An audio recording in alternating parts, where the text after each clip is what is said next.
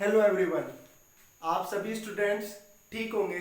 तो आज हम इस वीडियो में जो टॉपिक कवर करेंगे वो है आइसोमेरिज्म। ठीक है, अब आइसोमेरिज्म में आपका क्लासिफिकेशन थोड़ा सा बड़ा है, आप ये भी नहीं बोल सकते कि ज़्यादा बड़ा है, लेकिन हाँ ठीक है। तो इसमें आपको बहुत सारी डेफिनेशन भी पढ़नी पड़ेगी, लेकिन मेरा वीडियो देखने के बाद मैं ये गारंटी देता हूँ कि आपको कोई भी डेफिनेशन याद नहीं करनी पड़ेगी। मैं आपको इस तरीके से आसान तरीके से समझाऊंगा कि आपको यहीं पे ही अभी लर्न हो जाएगी। तो मेरा मानना ही है कि जब आपके पास जब ज़्यादा क्लासिफिकेशन हो या कोई चीज़ आपको समझ में ना आ रही हो, तो आप है ना उसे एक स्टोरी के फॉर्म में बना ले। ठीक है, अब आप उसे स्टोरी के फॉर्म में बना लेंगे तो वो आपको लॉन्ग टर्म तक भी याद रहेगी। तो देखना, आप जो मैं आपको यहाँ पे पढ़ाऊंगा आज आइसोमेरिज्म, इसको मैं बहुत ही इजी वे में मैं आपको बताऊंगा और आपके साथ के साथ सारी चीजें जो है याद होती चली जाएगी। चलिए तो हम आज स्टार्ट करते हैं आज का टॉपिक। तो मैं यहाँ पे क्या करूंगा, सबसे पहले आइसोमेरिज्म बताऊंगा कि आइसोमेरिज्म है क्या सिंपली वे में। तो आइसोमेरिज्म है क्या, मैं इसको एक एग्जांपल से बताऊंगा। ठीक है, एक मैं मॉलिक्यूल लेता हूं C2H6O। ठीक है, इसमें आपको क्या देखना है, 2 कार्बन है, 6 हाइड्रोजन है एंड 1 ऑक्सीजन है। ठीक है, ये मैंने एक मॉलिक्यूल ले लिया। ठीक है, ये मेरे पास एक मॉलिक्यूल है C2H6O का। ठीक है, अब मैं इससे क्या करूंगा, मैं इससे 2 मॉलिक्यूल या कंपाउंड बोल सकते हैं वो बनाऊंगा। वो कैसे बन सकते हैं, एक बन सकता है C2H5OH। ठीक है, ये क्या बना, इथाइल अल्कोहल, या सिंपली हम यहाँ पे अल्कोहल बोल देंगे इसको। ठीक है, दूसरा क्या बन सकता है CH3OCH3, ये क्या बन गया हमारा ईथर। ठीक है, तो अब यहाँ पे हम लिख सकते हैं भाई ये तो हमारा अल्कोहल हो गया यहाँ पे जो इससे बना। ठीक है, ये हमारा क्या हो गया यहाँ पे ईथर। ठीक है, तो मुझे बेसिकली क्या पता चल गया कि भाई यहाँ पे मोलिकुलर फॉर्मूला तो एक ही था, लेकिन कंपाउंड उससे बन गए 2 हमारे। ठीक है, तो मैं यहाँ पे क्या लिखूंगा कि मेरे पास क्या है, सेम मोलिकुलर फॉर्मूला है। ठीक है, सेम मोलिकुलर फॉर्मूला है। ठीक है, सेम मोलिकुलर फॉर्मूला है।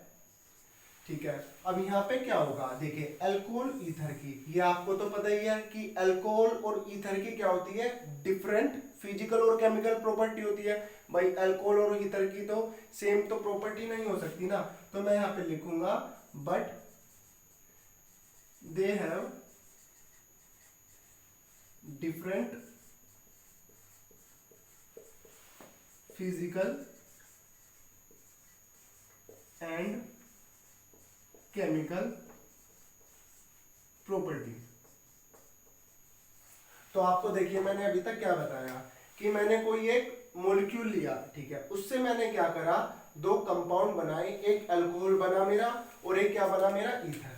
ठीक है, तो मैं यहीं से डेफिनेशन को बनाऊंगा। अब आप देखना क्या, when 2 or more than 2 compound, क्या जब मैंने 2 या 2 से ज्यादा कंपाउंड लिए, having the same molecular formula. भाई सेम मोलिकुलर फॉर्मूले से ही तो मैंने 2 कंपाउंड बनाए, एक अल्कोहल बना मेरा, एक ईथर बना। तो डेफिनेशन क्या होगी, when 2 or more than 2 compound having the same molecular formula but they have different physical and chemical property। भाई इनकी फिजिकल प्रॉपर्टी और केमिकल प्रॉपर्टी अल्कोहल ईथर की कहां सेम हो सकती है, तो ठीक है, but they have different physical and chemical property and they are known as, तो हम उन्हें क्या बोलते हैं, हम उन्हें बोल देते हैं आइसोमर।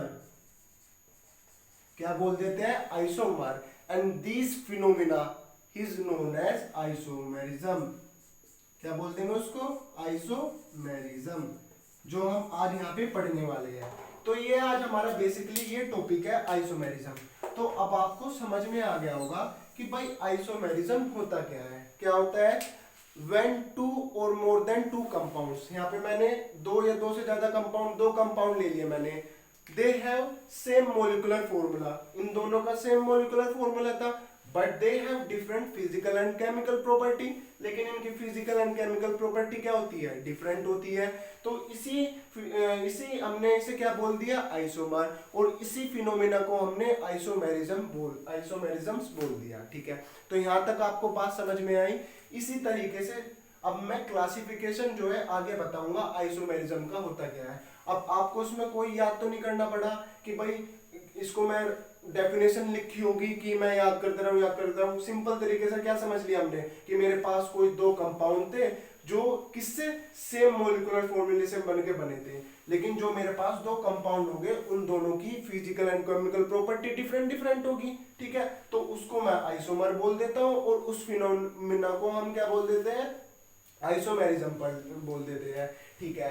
अब मैं यहाँ पे आपको क्लासिफिकेशन बताऊंगा किसका, आइसोमेरिज्म का, कि होता क्या है क्लासिफिकेशन, ठीक है। अब देखो इसको मैं ना आपको एक स्टोरी की तरह याद करवा दूंगा अभी के अभी। आइसोमेरिज्म हम मान लेते हैं कोई पेरेंट्स है, ठीक है, आइसोमेरिज्म, ठीक है, ये कोई क्या है, पेरेंट्स है, इसके कोई टू सन समझ लो, कुछ भी समझ लो। ये क्लासिफाइड हुआ है टू टाइप्स में, ठीक है। आइसोमेरिज्म किसमें क्लासिफाइड हुआ है, टू टाइप्स में। सबसे जो पहला टाइप है इसका वो क्या है, structural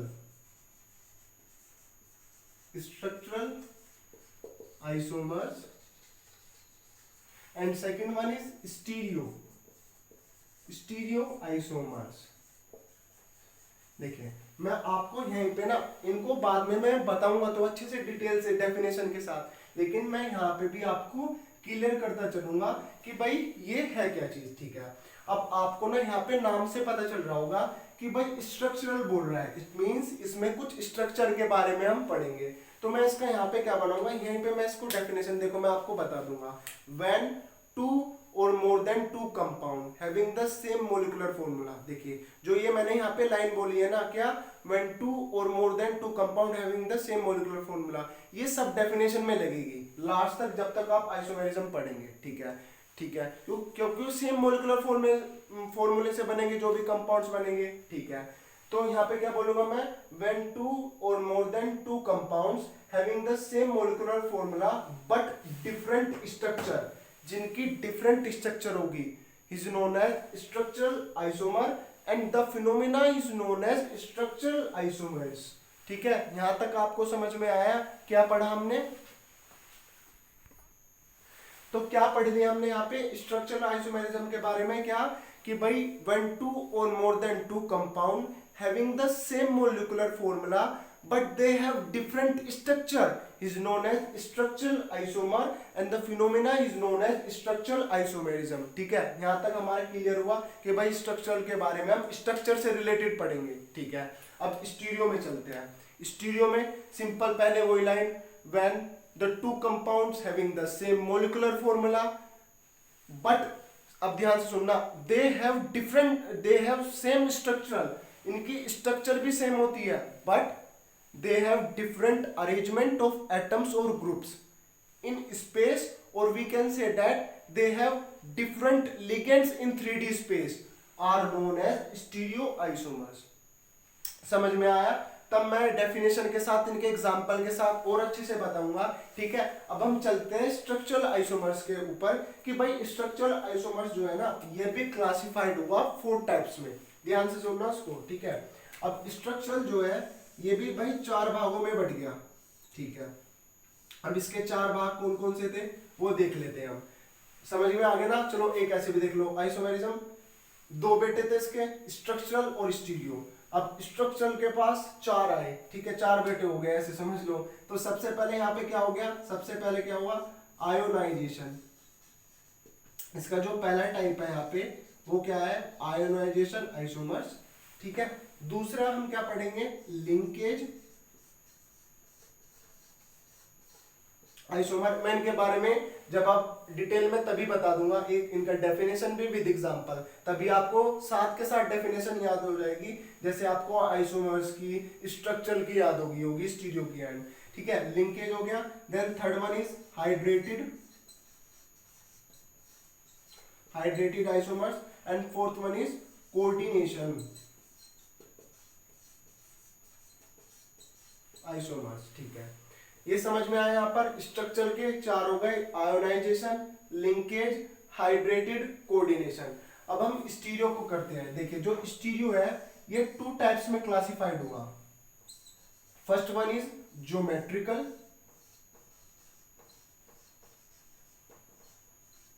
geometrical isomer and second one is optical isomer. देखिए ऑप्टिकल आइसोमर आ गया। इसमें ज्योमेट्रिकल में भी यही होगा कि स्टीरियो के बारे में हम क्या पढ़ रहे थे कि भाई यहाँ पे क्या होगा, डिफरेंट अरेंजमेंट होगा एटम्स और ग्रुप्स का।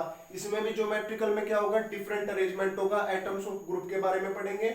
ऑप्टिकल में क्या होगा, यहाँ पे हम प्लेन पोलराइज्ड लाइट के बारे में यहाँ पे देखेंगे। तो हम क्या होगा, सबसे पहले आप देख लेंगे ज्योमेट्रिकल जो है ना, ये भी 2 टाइप्स में क्लासिफाई हुआ। ठीक है, ध्यान से सुनना। सबसे पहले जो क्लासिफिकेशन था इसका, मतलब क्लासिफाई हुआ, सिस फॉर्म थी एक तो उसकी। ठीक है, and second one is transform. ये मैं आपको अच्छे से पूरा क्लियर एंड क्रिस्टल कर दूंगा तब जब मैं समझाऊंगा आपको एक एक चीज जो है वीडियो देखने के बाद आप कुछ भी चीज नहीं भूलेंगे। ठीक है, एंड ऑप्टिकल आइसोमेरिज्म भी 2 टाइप्स में वो हुआ। एक सबसे पहले एक तो डी फॉर्म आया एंड सेकंड क्या आया, एल फॉर्म आया। ठीक है, तो अभी हमने पूरा बेसिकली क्या पढ़ लिया कि भाई आइसोमेरिज्म जान लिया हमने। क्या था कि भाई जब 2 कंपाउंड्स जिनका सेम मोलिकुलर फॉर्मूला होता है लेकिन उनकी different physical and chemical property होती है, हमने उनको आइसोमर बोलते हैं और उस फिनोमेना को हमने आइसोमेरिज्म बोल दिया। ठीक है, अब आइसोमेरिज्म हमारा 2 टाइप्स में क्लासिफाई हुआ, एक स्ट्रक्चरल आइसोमर्स एंड एक स्टीरियो आइसोमर्स हुआ। अब स्ट्रक्चरल आइसोमर्स के हमने 4 टाइप्स हम पढ़ेंगे इसमें, ionization isomers, linkage isomers, hydrated isomers and coordination isomers. इसी तरीके से हम स्टीरियो आइसोमेरिज्म में पढ़ेंगे, एक ज्योमेट्रिकल होता है, एक ऑप्टिकल आइसोमर्स होता है। ज्योमेट्रिकल के अंदर हम 2 फॉर्म पढ़ेंगे, सिस फॉर्म्स एंड ट्रांसफॉर्म्स।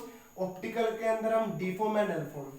तो हम इस वीडियो में डिस्कस करेंगे स्ट्रक्चरल आइसोमर्स के बारे में कि भाई स्ट्रक्चरल आइसोमर्स होते क्या है, इनके हम टाइप्स की डेफिनेशन पढ़ेंगे, इनके हम विद एग्जांपल्स पढ़ेंगे कि भाई आयोनाइजेशन में क्या हो रहा है, लिंकेज में क्या हो रहा है, हाइड्रेटेड में क्या हो रहा है। एंड अब आपको पूरा समझ में आ गया होगा कि भाई पूरा आइसोमर्स है क्या, आइसोमर्स में मुझे पढ़ना क्या है। अब आपको पूरा समझ में आ गया होगा कि भाई हाँ, मुझे इस आइसोमर्स के अंदर ये ऐसे ऐसे टाइप थे और ऐसे ऐसे मुझे समझ में रखना है, ऐसे ऐसे मुझे माइंड में रखना है कि उसके 2 टाइप्स थे, उसके 4 टाइप्स थे। तो अब हम पढ़ेंगे स्ट्रक्चरल आइसोमर्स के बारे में। ठीक है, तो हम स्टार्ट करेंगे आयोनाइजेशन आइसोमर्स से। तो चलिए स्टार्ट करते हैं।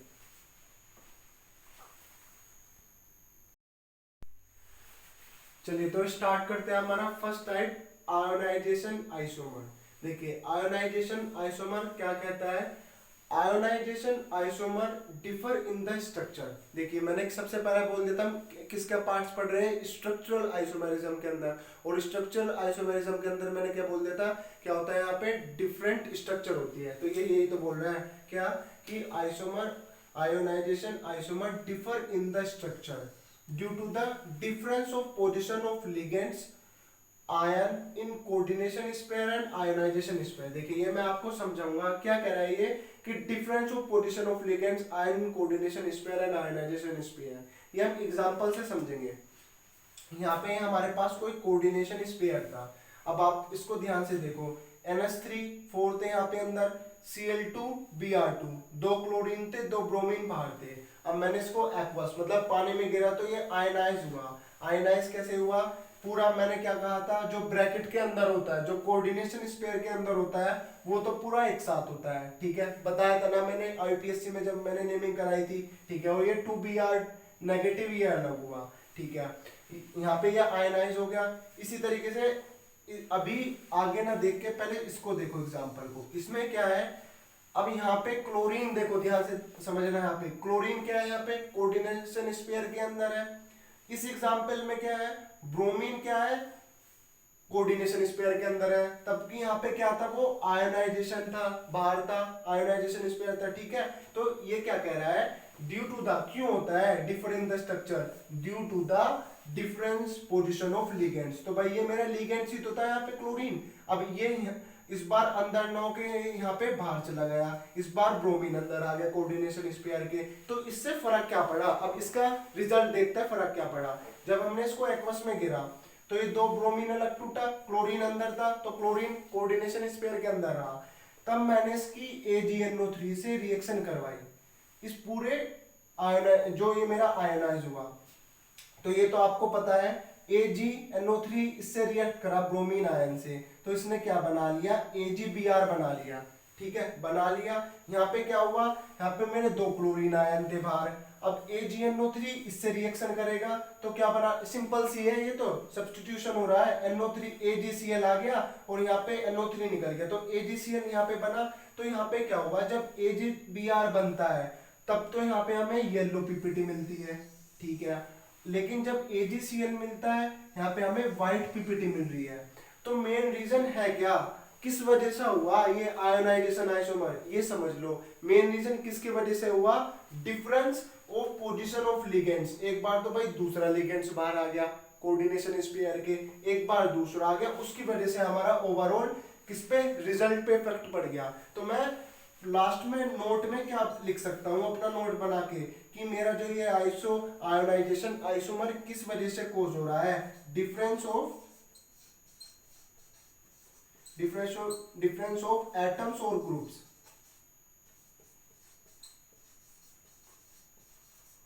Outside the coordination sphere. भाई जो कोऑर्डिनेशन स्पेयर के बाहर होगा वो ही तो फ्रीली आयनाइज है, यही तो रिएक्शन कर सकता है किसी से भी। ये तो भाई हमने वहां पे पढ़े नहीं था, ये तो कोई भी टेस्ट नहीं चलेगा। जैसे वहां पे Fe टेस्ट नहीं दे पा रहा था, क्यों, क्योंकि ये तो भाई किसी से रिएक्शन ही नहीं हो पाने की। यहाँ पे Br रिएक्शन करेगा AgNO3 से, AgBr मिल जाएगा, ये येलो पीपीटी देता है। और यहाँ पे क्लोरीन आयन मिलेगा AgNO3 से, जब रिएक्शन करेगा तो AgCl, ये व्हाइट पीपीटी हो जाएगा। तो ये हमारा ओवरऑल क्या था, आयोनाइजेशन आइसोमर्स। अब हम सेकंड पढ़ेंगे लिंकेज आइसोमर्स क्या होता है।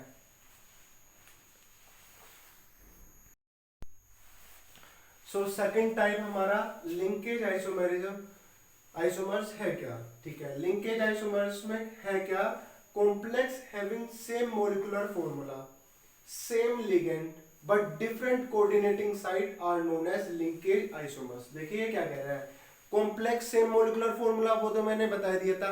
यहाँ पे सेम ही लिगेंड्स होगा लेकिन different coordinating site are known as, हमारा क्या आ जाएगा, लिंकेज आइसोमर्स। अब सबसे पहले हम प्रीवियस वीडियोस में चले तो मैंने बताया था एम्बिडेंट लिगेंड्स क्या होते हैं। एम्बिडेंट लिगेंड्स क्या होते हैं, उनके पास क्या होता है, 2 कोऑर्डिनेटिंग साइट्स होती है लेकिन एट अ टाइम वो 1 ही यूज करते हैं। जैसे कि वहां पे NO2 था, तो यहाँ पे हमने एग्जांपल्स देखो इसके क्या होंगे। ये हमारा कोई कोऑर्डिनेशन स्पेयर्स है, यहाँ पे जो NO2 है, ठीक है, वो इस तरीके से लिंकेज कर रहा है किससे, CO से। लिंकेज माने क्या हो रहा है, कोऑर्डिनेटिंग साइट, ठीक है ना।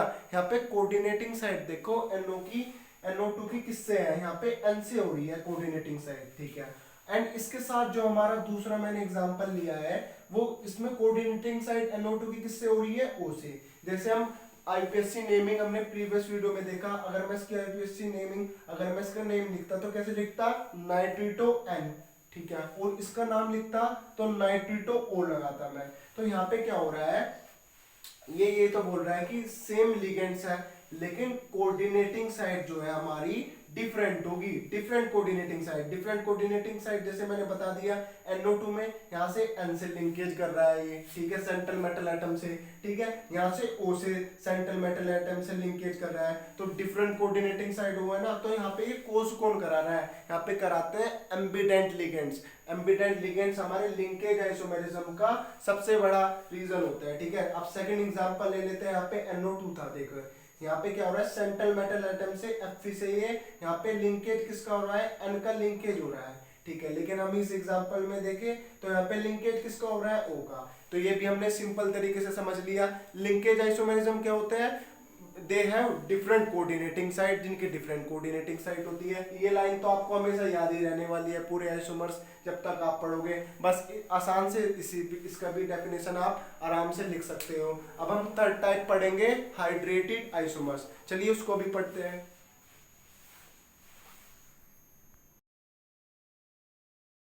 सो थर्ड टाइप है यहाँ पे हमारी हाइड्रेटेड आइसोमेरिज्म, ठीक है। तो सबसे पहले हम यहाँ पे क्या पढ़ रहे हैं कि complex having same molecular formula but difference number of water molecule is known as hydrated isomerism. देखिए आपको ना कोई भी, जैसे आप टॉपिक पढ़ते हो ना, तो आपको सबसे पहले उस टॉपिक को देख के ही पता चल जाना चाहिए कि टॉपिक क्या बोल रहा है। हाइड्रेटेड मींस वाटर के बारे में बात हो रही है, तो सेम लाइन तो ये रहेगी सारे में कि complex having same molecular formula. लेकिन अब यहाँ पे क्या कह दिया कि difference number of water molecule. देखिए कितनी इजी लैंग्वेज में आपको सारी चीज। देखिए लिंकेज में क्या हुआ, लिंकेज से आपको एकदम याद आ जाएगा भाई ये लाइन तो सेम लिखनी है, complex having same molecular formula. Linkage में डिफरेंट कोऑर्डिनेटिंग साइड हो जाएगी। आयोनाइजेशन में डिफरेंट नंबर ऑफ एटम्स या लिगेंड्स अलग अलग हो जाएंगे कोऑर्डिनेशन स्फीयर के बाहर। हाइड्रेटेड में क्या हो जाएंगे, difference number of water molecule हो जाएंगे। किसके अंदर, ये तीन पार्ट हमने पढ़ लिए, स्ट्रक्चरल आइसोमेरिज्म के अंदर पढ़ लिए। अब ठीक है, अब हम देखते हैं हाइड्रेटेड आइसोमेरिज्म में इन्होंने बोल तो दिया कि difference number of water molecule की वजह से हमारा ये सब होता है, ठीक है, इसलिए हम इनको क्या बोल देते हैं, हाइड्रेटेड आइसोमेरिज्म बोल देते हैं। तो यहाँ पे हम एक एग्जांपल लेते हैं COCl3.6H2O, ठीक है। अब इससे देखते हैं हम कैसे डिफरेंस होने से नंबर ऑफ वाटर मॉलिक्यूल से कैसे हमारा स्ट्रक्चरल आइसोमेरिज्म ये इसका हाइड्रेटेड आइसोमेरिज्म का पार्ट बनता है। सबसे पहले मैं यहाँ पे क्या करूंगा, COH2O6 एंड यहाँ पे क्या कर लूंगा मैं Cl3। ये यहाँ पे क्या बन गया, एक कोऑर्डिनेशन स्पेयर बन गया जिसकी 6 कोऑर्डिनेशन, जिसका 6 क्या है, कोऑर्डिनेशन नंबर है। इट मींस 6 ये क्या कर रहा है, कोऑर्डिनेटिंग साइड बना रहा है किससे, सेंट्रल मेटल एटम से। तो जब ये 6 कोऑर्डिनेटिंग साइड बनाएगा ना CO से, तो इसका जो कलर होगा ना वो क्या होगा, वॉयलेट देगा। ये कलर क्या देगा, वॉयलेट। अब देखना वाटर मॉलिक्यूल के डिफरेंस की वजह से कितना रिजल्ट चेंज होते हैं, ठीक है। अब मैं सेकंड क्या करूंगा, ये मेरा फर्स्ट हो गया। अब मैं सेकंड में क्या करता हूं, COH2O। अब यहाँ पे एक वाटर मॉलिक्यूल को मैं बाहर भेज देता हूं और एक Cl को मैं अंदर ले आता हूं, ठीक है। Cl यहाँ पे कितने बचे, जब एक Cl अंदर आ गया 2 क्लोरीन बचे यहाँ पे, डॉट एक H2O हमारा यहाँ पे बाहर आ गया। देखिए जब हमारा क्या होगा 5, तो यहाँ पे अब हमारे क्या हो गया, वाटर मॉलिक्यूल हो गए और एक क्लोरीन हो गया। तो अब यहाँ पे ये पता है आपको कैसे कलर देगा, ये कलर देगा ग्रीनिश वॉयलेट। कैसे कलर देगा, ग्रीनिश वॉयलेट, ठीक है। देन थर्ड वन हम अब यहाँ पे पढ़ेंगे, थर्ड में कैसे होगा। अब मैं क्या करूंगा, COH2O यहाँ पे क्या करूंगा, 4 वाटर मॉलिक्यूल रखूंगा, एक क्लोरीन और ले आऊंगा। देखिए हमेशा क्या होगा, एक चीज आपने नोटिस किया, 6 कोऑर्डिनेशन नंबर, 5 और एक 6 कोऑर्डिनेशन नंबर, 4 और 2 6 कोऑर्डिनेशन नंबर सेम रहेगा, चाहे आप लिगेंड्स को कितने ही एक्सचेंज कर लो, अंदर बाहर कितने लिया। अब यहाँ पे क्या होगा, जब 2 क्लोरीन अंदर आ गए तो एक क्लोरीन सिर्फ बाहर रहा और 2 H2O वाटर के मॉलिक्यूल चले गए। तो ये यहाँ पे क्या होगा कि ये कोऑर्डिनेशन स्पेयर बन गया मेरा, ठीक है, जिसमें 4 तो वाटर के मॉलिक्यूल है, 2 क्लोरीन के है। तो हम इसको ये कैसे कलर देता हमारा, डार्क ग्रीनिश, ठीक है। ये हमारा कैसे कलर देगा, डार्क ग्रीनिश।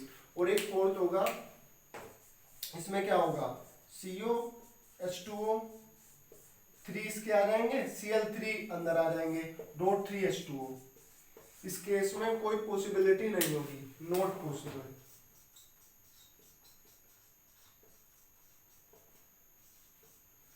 तो आपने देख लिया होगा, बिल्कुल सिंपल तरीके से डेफिनेशन थी, एग्जांपल हमने अच्छे तरीके से पढ़ लिया। अब हमने हाइड्रेटेड आइसोमेरिज्म भी पढ़ लिया एंड अब फोर्थ वन पढ़ेंगे हम, and last one coordination isomerism, ठीक है। अब उसको देख लेते हैं। सो लास्ट है हमारा कोऑर्डिनेशन आइसोमेरिज्म। इस बार हम क्या करेंगे, इस बार आप है ना डेफिनेशन को मत देखो, इस बार सिर्फ आप एग्जांपल्स को देखो कि एग्जांपल्स में है क्या। देखो एग्जांपल्स में हो क्या रहा है, यहाँ पे कोबाल्ट है, सेंट्रल मेटल, यहाँ पे क्रोमियम है, लिगेंड्स क्या है, यहाँ पे अमाइन है, न्यूट्रल होता है, यहाँ पे Cn है, नेगेटिव लिगेंड्स होता है, ठीक है। अब इस वाले एग्जांपल में देखो, यहाँ पे क्या हुआ, सेंट्रल मेटल चेंज हुआ, यहाँ पे क्रोमियम के साथ न्यूट्रल मेटल आया, जबकि नेगेटिव लिगेंड्स के साथ था। कोबाल्ट के साथ यहाँ पे क्या आया, नेगेटिव लिगेंड्स आया। तो यहाँ पे क्या हो रहा है, एक तो कैटायनिक है, एक एनायनिक हो रहा है, एक कैटायनिक हो रहा है, एक एनायनिक हो रहा है। इसी तरीके से सेकंड एग्जांपल भी देखो, यहाँ कोबाल्ट सेंट्रल मेटल था, इसके साथ क्या था, न्यूट्रल लिगेंड्स था। लेकिन यहाँ पे देखेंगे कोबाल्ट है, ये रहा कोबाल्ट, इसके साथ क्या है, ऑक्सलेट आयन है, क्या है, ऑक्सलेट है, और यहाँ पे क्या है, ये नेगेटिव लिगेंड्स है। तो एक बार तो यहाँ पे ये क्या था, कैटायनिक था, ठीक है, और एक बार यहाँ पे क्या हो गया, ये एनायनिक हो गया। तो आपको अब पता चल गया होगा, एक कैटायनिक एक एनायनिक, एक कैटायनिक एक एनायनिक, किसमें, कोऑर्डिनेशन स्पेयर में। अब हम डेफिनेशन पे चलते हैं, है क्या, complex having same molecular formula, वही सेम बात, but different ligands in cationic and anionic coordination pair are called coordination isomerism।